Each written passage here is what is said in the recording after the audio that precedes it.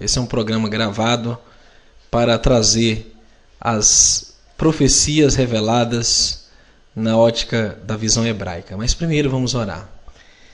Yah Todo-Poderoso, bendito seja teu nome, na terra, no céu, nas águas abaixo delas e tudo que há.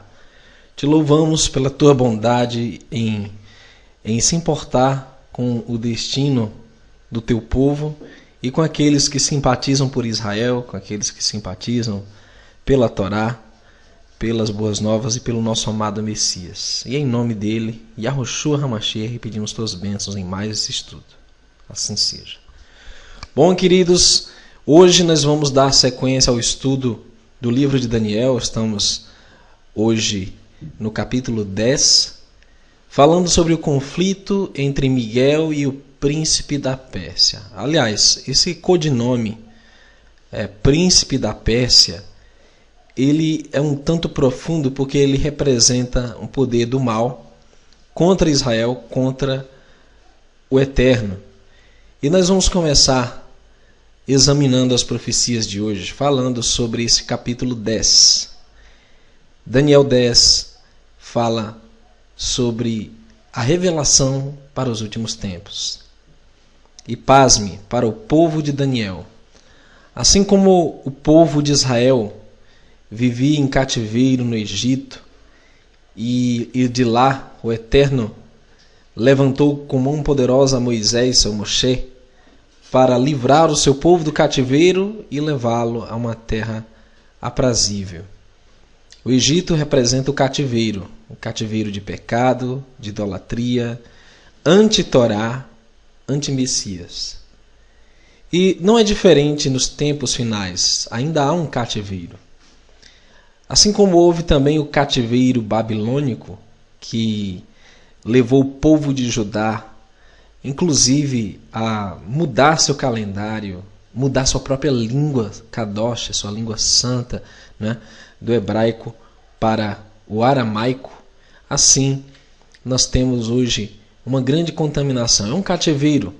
Esse cativeiro se chama pecado. Esse cativeiro tem feito suas amarras muito fortes sobre as pessoas, seja na promiscuidade, no vício, seja em qualquer pecado, conhecido ou desconhecido, hereditário ou cultivado. Rassatã, o nosso adversário, tem escravizado a muitos. E essa batalha pela alma é constante. Se nós pudéssemos observar o mundo espiritual, nós veríamos essa contenda entre dois poderes. E Daniel conseguiu ver isso visivelmente, claramente. No ano terceiro de Ciro, rei da Pérsia, foi revelada uma palavra a Daniel, cujo nome se chama Beltesazar. E a palavra é verdadeira e trata de uma guerra prolongada, e ele entendeu essa palavra e teve entendimento da visão. Então, que guerra prolongada era essa? Por que ela se estendeu tanto assim? Observemos, o tempo em que o povo judeu do Reino do Sul deveria permanecer no cativeiro babilônico era de 70 anos, do ano 605 ao ano 535 antes do Messias. Mas no passado da história das 12 tribos de Israel, houve uma cisão em dois reinos, Reino do Sul ou Reino de Judá, com as tribos de Judá e Benjamim, e o Reino do Norte, o Reino de Israel, com as demais 10 tribos. O que acontece é que o Reino do Norte foi para o cativeiro antes do Reino do Sul, em 722 antes do Messias, quando a Assíria destruiu a cidade de Samaria, a capital do Reino do Norte. As 10 tribos deixaram de existir como nação independente e se dispersaram pelo mundo. Até aqui no Brasil, pela América, eles se dispersaram. O rei de Babilônia, Nabucodonosor, fez 3 investidas contra o Reino do Sul, Reino de Judá, tomando a capital, Jerusalém, ou Jerusalém. E no ano 605 levou como reféns os da casa real de Judá e os membros das principais famílias de Jerusalém, dentre eles Daniel, com 18 anos, e seus 3 amigos. Levou também os vasos de ouro do templo de Salomão, e nós abordamos isso no capítulo 1. O profeta Daniel foi um súdito do reino celestial nas cortes de Babilônia. Representando o reino do Eterno, o povo hebreu, no ano 597 a.C., Nabucodonosor levou cativo o rei Joaquim, o profeta Ezequiel, príncipes, homens valentes, artífices e ferreiros, quase 20.000 pessoas e mais vasos e utensílios do templo. No ano 586, levou cativo o rei Zedequias, o tio de Joaquim, o resto do povo e mais vasos do templo, e destruiu a cidade de Jerusalém e o templo de Salomão. E Jerusalém ficou completamente destruída, inclusive o templo. E Jeremias narra essa destruição. Babilônia era um grande império mundial, sob o governo de Nabucodonosor. O jardim suspenso de Babilônia era uma das 7 maravilhas do mundo, e o Império Babilônico dominou de 605 até o ano 539 a.C. do Messias. A queda de Babilônia ocorreu no ano 539 a.C. do Messias, e os persas, sob o comando de Ciro, invadiram Babilônia, que estava sendo governada pelo neto de Nabucodonosor, Belsazar, e tomaram a cidade quando estavam todos reunidos e desprotegidos numa festa de orgias e bebedeiras. O persa Ciro deu de presente o governo de Babilônia para seu tio Dario, o Medo, que tinha 62 anos na ocasião. Dario reinou em Babilônia de julho de 539 a 537 de julho antes do Messias. Dario morreu e o próprio Ciro começou a reinar em Babilônia. E nessa ocasião, o profeta Daniel já estava com 88 anos, partindo do princípio de que fora levado para o cativeiro com 18 anos, 18 mais 70 igual a 88. Então Daniel entendia que o tempo tinha findado, que era hora do povo voltar para sua terra. E o terceiro ano de Ciro, em que o profeta Daniel teve a visão do grande conflito, foi em setembro de 535 a setembro de 534, antes do Messias. O nome Daniel significa Yahweh, o Altíssimo.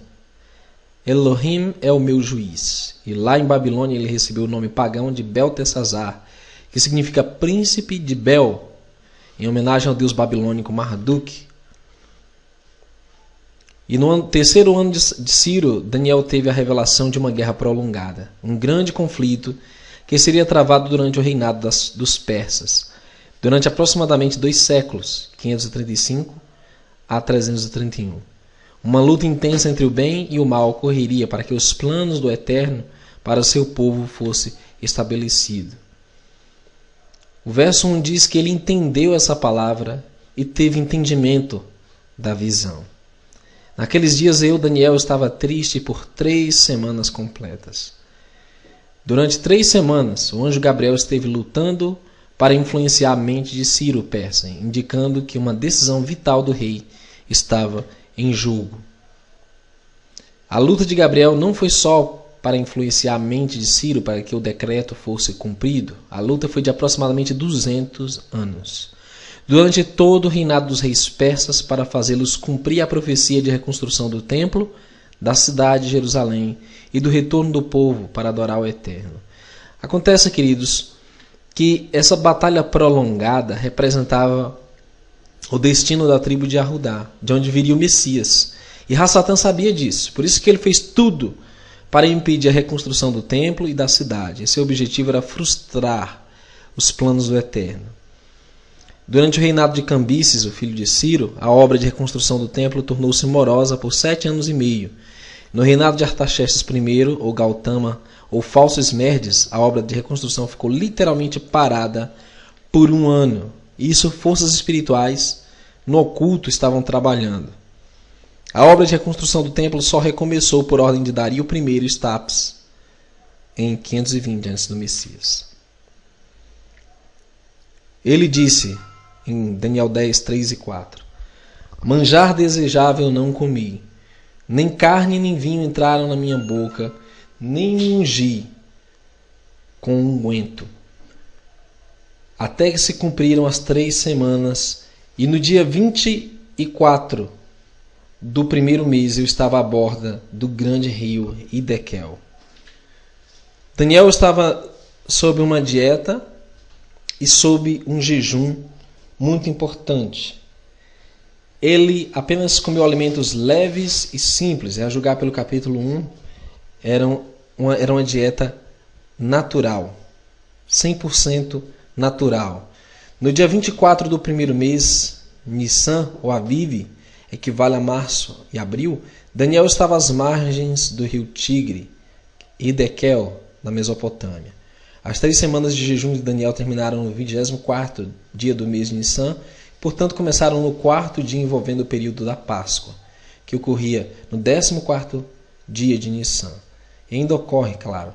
Exatamente nesse dia Daniel viu um homem vestido de linho fino, era um ser celestial e era o próprio Messias na sua visão. Ele diz, no verso 5, levantei os meus olhos e olhei, e vi um homem vestido de linho e seus lombos cingidos com ouro fino de ufaz. Essa mesma visão teve o Apocalipse, o Yohanan no Apocalipse. O seu corpo era como berilo, seu rosto parecia um relâmpago, seus olhos como tochas de fogo, e seus braços e pés como cor de bronze assacalado, e a voz das suas palavras como a voz de uma multidão. Vestido em linho, cingido com ouro, face como um raio, corpo como berilo, olhos como chamas de fogo, braços e pés como bronze polido. Voz de uma multidão são as características do Messias em Apocalipse. 1, verso 13. João, o Yohanan, também viu o Filho do Homem vestido até os pés de uma veste comprida e cingido pelo peito com um cinto de ouro. E sua cabeça e cabelos eram brancos como lã, branca como a neve, e os olhos como chama de fogo. E seus pés semelhantes a latão reluzente, como se tivesse sido refinado numa fornalha, e a sua voz como a voz de muitas águas. E ele tinha na sua destra 7 estrelas, e da sua boca saía uma aguda espada de 2 fios, e o seu rosto era como o sol, quando na sua força resplandece. Sim, queridos, as mesmas características comparadas em Daniel e Apocalipse. O Messias antes de vir ao mundo e depois, demonstrando que ele é realmente o Ben Adam, o Filho do Homem, que ele realmente é a manifestação corpórea do Eterno. E só eu, Daniel, vi aquela visão. Os homens que estavam comigo não a viam. Não obstante, caiu sobre eles um grande temor e fugiram, escondendo-se. Fiquei, pois, eu só, e vi esta grande visão, e não ficou força em mim. Transmudou-se em mim a minha formosura em desmaio, não retive força alguma. É exatamente a reação que João teve no Apocalipse. Contudo, ouvi a voz de suas palavras, e ouvindo a voz das suas palavras, caí com meu rosto em terra, profundamente adormecido. E eis que uma mão me tocou e fez que me movesse sobre os meus joelhos, sobre as palmas das minhas mãos. E me disse, Daniel, homem muito desejado, está atento às palavras que te vou dizer, e levanta-te sobre os teus pés, porque eis que te sou enviado. E falando ele comigo esta palavra, eu estava tremendo. Então, quando se tem uma visão do Messias, uma visão celeste, é assim que o corpo humano reage, sem força. Então me disse, não temas, Daniel, porque desde o primeiro dia em que aplicaste o teu coração a compreender e a humilhar-te perante o teu Eloá, são ouvidas as tuas palavras, e eu vim por causa das tuas palavras. Então é aquilo que nós falamos, né, em último estudo, o Eterno resiste ao coração soberbo, mas ele não rejeita um coração contrito, coração quebrantado, humilde, atento para compreender, aplicado. E é isso que nós precisamos nesses últimos tempos, queridos. Como Daniel, que era um homem espiritual, era um homem sábio. Daniel 9:21, estando eu, digo ainda, falando na oração, o varão Gabriel, que eu tinha visto na minha visão ao princípio, veio voando rapidamente e tocou-me a hora do sacrifício da tarde. Então, Daniel tinha o hábito de oração, 3 vezes por dia. Tinha o hábito de jejuar. Ele tinha o hábito de se humilhar perante o Eterno, se sujeitar e aguardar a instrução do Eterno. Por isso que o anjo disse, me instruiu e falou comigo e disse, Daniel, agora saí para fazer-te entender o sentido. A mesma coisa acontece no capítulo 10. Daniel roga pelo povo de Israel no cativeiro babilônico, que se estendeu por 70 anos, mas o príncipe do reino da Pérsia, nós vamos entender quem é esse príncipe da Pérsia, que é tão difundido em jogos, em filmes da Disney. Quem é o príncipe da Pérsia que se opunha ao povo de Israel? A Gabriel. Ele se pôs defronte de mim 21 dias, e eis que Miguel, um dos primeiros príncipes, veio para ajudar-me, e eu fiquei ali com os reis da Pérsia. Gabriel deixou claro que os poderes do mal lutaram pelo controle da mente de Ciro durante 21 dias, enquanto Daniel orava e jejuava. E Daniel precisou ser persistente, até que sua oração fosse atendida. Efésios 6,12 diz que nossa luta não é contra sangue e carne, e sim contra principados e potestades, contra dominadores deste mundo tenebroso, contra forças espirituais do mal nas regiões celestes. Existe uma hierarquia terrível que está organizado o submundo, o mundo espiritual das trevas. E existem cabeças dessas hierarquias, existem potestades, poderes. E nessa hierarquia estava essa entidade, o príncipe da Pérsia. Lógico que não era literalmente falando de Ciro, mas algo muito mais sério. Foi por esta razão que a oração de Daniel não foi imediatamente respondida. A resposta foi delongada por 21 dias, até que Ciro, rei da Pérsia, fez sua escolha para o bem pelo seu livre arbítrio. O versículo fala que essa tremenda luta que o anjo Gabriel teve que travar contra as forças do mal, nem ele mesmo pôde suportar sozinho, necessitou da ajuda de um ser extremamente superior e poderoso, Miguel, o príncipe. Só com a ajuda de Miguel as forças do inimigo foram contidas e a batalha ganha.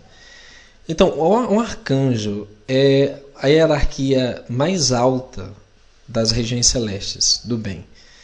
Então, nós temos um poder tremendo representado aqui por esse emissário do Eterno, esse Malachi, né, um mensageiro. E diz: sabe, entende, desde a saída da ordem para restaurar e para edificar Jerusalém até o Messias, o príncipe. 7 semanas e 62 semanas, as ruas e as tranqueiras se reedificarão, mas em tempos angustiosos. Então, esses tempos angustiosos é o cumprimento que estamos vendo aqui em Daniel 10. Isso angustiava Daniel. A demora em se cumprir a profecia. O tempo tinha acabado e se fazia mistério que se cumprisse ali mesmo. Agora vim para fazer-te entender o que há de acontecer ao teu povo nos derradeiros dias, porque a visão é ainda para muitos dias. E essa parte chocante. Quando você está na teologia cristã, você diz: isso aqui é a igreja nos últimos dias. O teu povo é a minha denominação. É tal. Placa institucional. Não é nada disso. Nós estamos falando do povo de Israel. E, goste ou não, os israelitas ainda são o povo do Eterno. E essa profecia é para os israelitas nos últimos dias. E o que nós vamos ver em Daniel 11, principalmente 12, que são os últimos capítulos de Daniel, são cumprimentos para judeus, para as tribos dispersas, para a restauração das duas casas de Israel e para aqueles que se dizem a igreja, né, nos últimos dias. Daniel 10, verso 14 e 15 diz: agora vim para fazer-te entender o que há de suceder ao teu povo nos derradeiros dias, pois a visão se refere a dias ainda distantes. Ao falar ele comigo estas palavras, abaixei o rosto para a terra e emudeci. Daniel 10,16: e eis que tinha a semelhança dos filhos dos homens, me tocou nos lábios. Então abri a boca e falei, e disse àquele que estava em pé diante de mim: Senhor meu, por causa da visão sobrevieram-me dores, e não retive força alguma. Como, pois, pode o servo deste meu senhor falar com aquele meu senhor? Pois quanto a mim, desde agora não resta força em mim, nem fôlego ficou em mim. Então tornou a tocar-me um que tinha semelhança de um homem e me consolou. Então, queridos, o Messias é o Consolador. E ele consola Daniel, fraco, já debilitado pelo jejum, 3 semanas, e disse: não temas, homem muito amado, paz seja contigo, Shalom. Sê forte, tem bom ânimo. E quando ele falou comigo, fiquei fortalecido e disse: fala, meu Senhor, pois me fortaleceste. Ainda disse ele: sabes porque eu vim a ti? Agora tornarei a pelejar contra o príncipe dos persas, e saindo eu, eis que virá o príncipe da Grécia. Gabriel disse que o motivo porque veio ter com Daniel ainda lutaria contra o príncipe dos persas, contra as forças do mal, na mente dos reis persas durante todo o seu período de reinado, até que viesse o príncipe da Grécia, Alexandre o Grande, e dominasse. E até hoje, o reinado desses reis persas foi marcado por uma grande violência, foi marcado por uma grande peleja espiritual. 208 anos de domínio persa, cerca de 2 séculos, quando Alexandre venceu Dario III Codomano, o último rei persa, na Batalha de Arbelas. Gabriel desceu à corte persa no 3º ano de Ciro, 535 a.C., Messias, no dia 24 do 1º mês. E permaneceu na terra durante 204 anos, 535 a 331. Quando Gabriel saiu, a Grécia pôde dominar a Pérsia com toda força.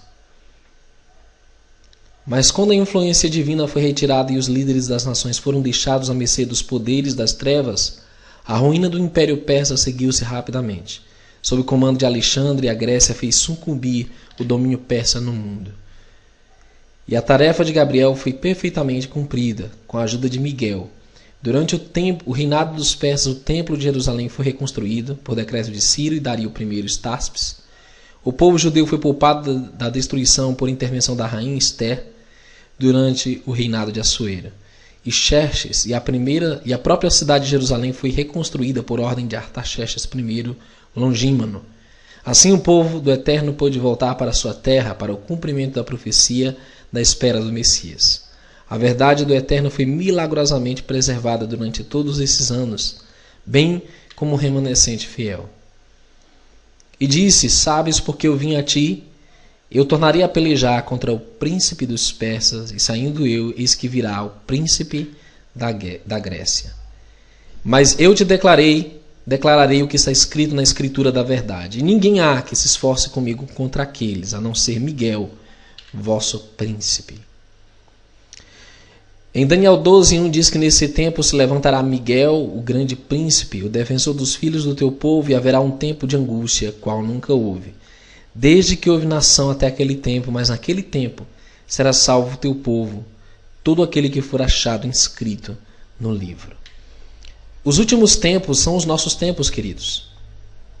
Há muitos que ignoram as profecias para os últimos tempos. E existe aí uma corrente aí que está difundindo essa ideia: não se preocupe não, para que bobagem de sair dos centros urbanos, para que se preocupar com os eventos em Israel, agora que vai ficar bom.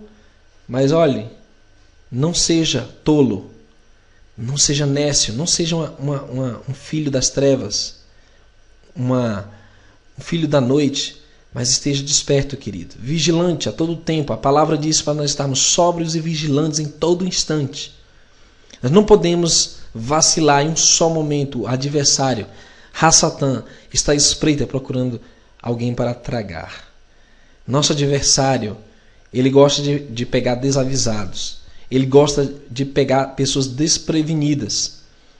E, aliás, precaução nunca é demais. Estar atento quando o inimigo está às portas, principalmente, é o nosso objetivo. Nós temos que ser atalaias, vigia sobre o muro, os muros de Sião, porque, queridos, vai ser feio e vai ser terrível o que vai acontecer nos últimos tempos. Nós estamos virando a esquina dos últimos tempos. Estamos prestes a ver o anti-Messias, a nova ordem mundial e os acontecimentos apocalípticos. Não desfaleça agora. Não desista. Continue na luta. Louvo ao Eterno por todos que confiam no nosso trabalho, apoiam e que têm simpatia nas orações. Que o Eterno abençoe tua vida, meu irmão. Porque nós sabemos que somos poucos, mas somos vitoriosos. No nome de Yahushua, nosso Salvador. Shalom para vocês, até um próximo Hangout. Continue nos acompanhando. Se o Eterno permitir, até uma próxima.